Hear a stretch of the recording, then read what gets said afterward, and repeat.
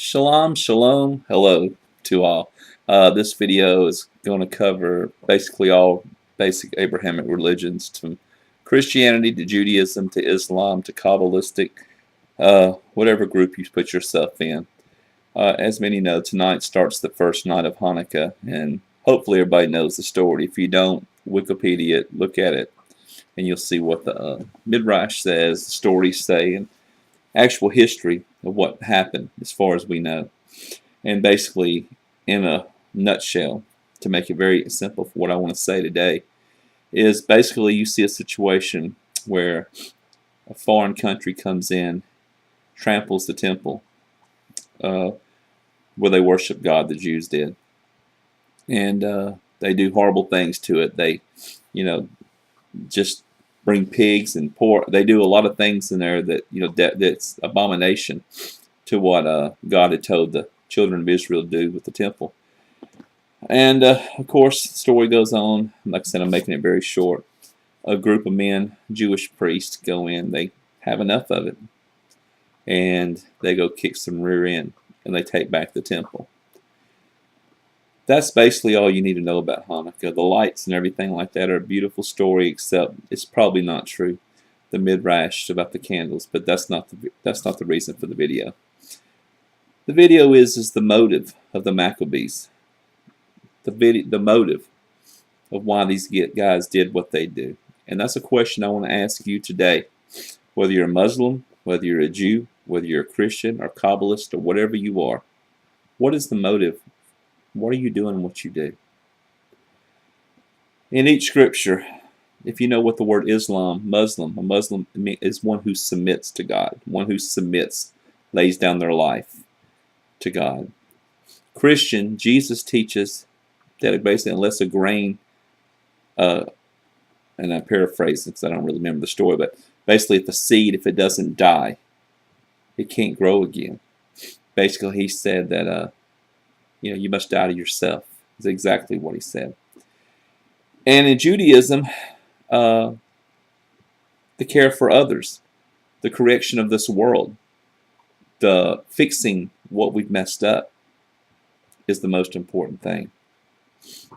In each one of these, the motive is this: to help others and to please God.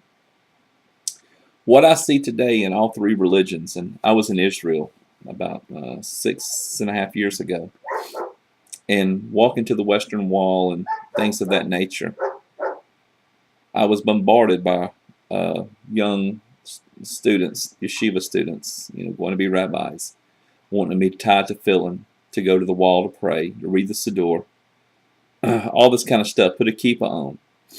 I didn't understand why. I felt like I was at an airport with, Hare Krishners, or in the mall with Christians, or, in the streets of New York with Muslims. I, really harassed to do this stuff. And come to find out, I asked the rabbi at home, and basically he said, they feel like that it's rewards for the other side, the afterlife, for earning rewards, or bringing Messiah back, or blah, blah, blah, blah. And in Christianity, you accept Jesus because you don't want to go to hell. Or you do things, you try to bring people to Jesus so that you'll have a greater reward or a bigger crown. Not to mention, though, that it says there that that crown that you earn, that you're going to throw back at God's feet. But anyway, I digress. And in Islam, it's the same way. The evangelists, to get people to believe in Muhammad, in Allah and the Quran, is to achieve an afterlife. Look at the whole hadith of some groups talking about if you die a martyr, you get 70 virgins and stuff like that, which is not in the Quran. It is a hadith. It's an oral tradition. It's an oral teaching of some groups, and not all follow it. So you got to understand that. So we see the three groups, and we see the motives that are pushing a lot of these groups today. Christians, missionaries are out there to evangelize the world for Jesus. To be somebody, to hope to work their way for works to get into heaven. And Jews are, trying to get Jews back into synagogue and stuff like that, for that reason. And Islam, same thing. I'm kind of rambling here, but I got an important point of what I'm trying to say. It's come to a point in my journey, in my walk of studying the Quran, the Torah, and the New Testament back in the past, is in my journey now, motive is more important than anything else. It's not important who I identify myself with. It's not important with who's going to be by my side or anything like that. My motives have to be to help people along the way. Now, I was kind of thinking about this. It's a weird story, but work with me here. If we all knew something was wrong with the water system, and thousands of people are drinking this water, and we didn't say something, that'd be pretty sick thing. Well, each three groups, Judaism, Christianity, and Islam, both claim to have the answers to the world. They have the answers to all the problems, the Messiah, and blah, blah, blah. Yet, it just seems like we're digressing. The world is just digressing so bad. It's just falling apart. Jesus said that when he came, that darkness would, he would defeat the works of darkness. And, I'm not saying anything against Jesus, but in 2,000 years, I'm not saying it's any worse. We're probably about the same, but it's not getting much better. And it's not God's fault. So I want to make that point clear. But it's come to the point that we really, I believe, as individuals, believers of our own sect or groups, which I hate that term, that we must come to a point to examine the motives of doing what we're doing. Why are we doing it? The life of a Muslim, as far as praying 5 times a day, with the right motives, is a beautiful thing. It's a beautiful thing to follow the Judaism, the 3 times a day prayer. If your motive's right, it's a beautiful thing. Christians, I guess, with your 1 day of prayer, or whatever your ritual is, if you're truly want to make communion with the Creator, it's a beautiful thing. But when we start trying to do it for reward, or start trying to do it to bring the Messiah, or start trying to do it to change things, I'm going to be a history maker. God's going to anoint me, and the world's going to be changed. Well, see, the motive there, it's me. If I want to bring people to Jesus, and it's anything more to see people helped in the way that that is, the motive's wrong. It's about me. So my word of encouragement this Hanukkah, as we enter this time of season, Christmas after this, Hanukkah has a very special meaning. It's when a group of Jewish men got sick of it, and their motives was they were sick of seeing the house of God desecrated by pagans. They thought nothing of the afterlife when they made this decision. They thought nothing of how this is going to look. The only thing their motive was correcting what these pagans have done to the temple.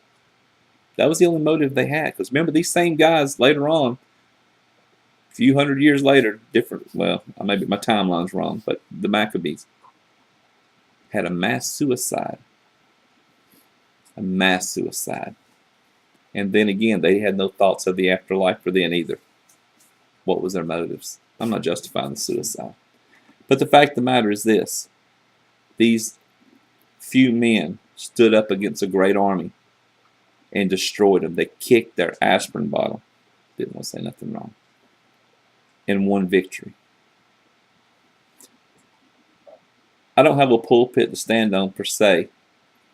And I don't claim to have all the truth. I know what I know in my 46-year travel on this journey. And one thing I can tell you, if there's any advice that can help you this Hanukkah season, as you light those candles for 8 days, check your motive.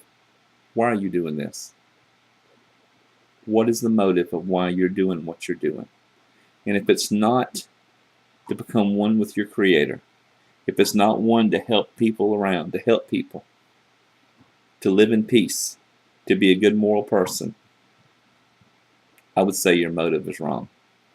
And real fast, I'm running out of time, but my last video I made against Islamophobia, I made a video against these people hating on Islam. They don't even know what they're talking about. I got very chastised for this. I've been removed by some people's lists, and it's fine with me. I care less. But my motive is I'm sick of seeing ignorance in the religious world, just blatting out facts they don't have a clue about. I'm sick of seeing people in the name of Zionism, beating people up and stuff like that. And I'm not picking on Zion. I'm just saying all these things that we see going on of nationality and we have to do this. We're Republicans. We're Democrats. I'm sick of it. What is the motive of why we're doing what we're doing? Why are we doing it? And again, I'll say if it's not to please the Creator, to be at one with the Creator, and to correct this world, our motives are wrong. Shalom, shalom. Thank you.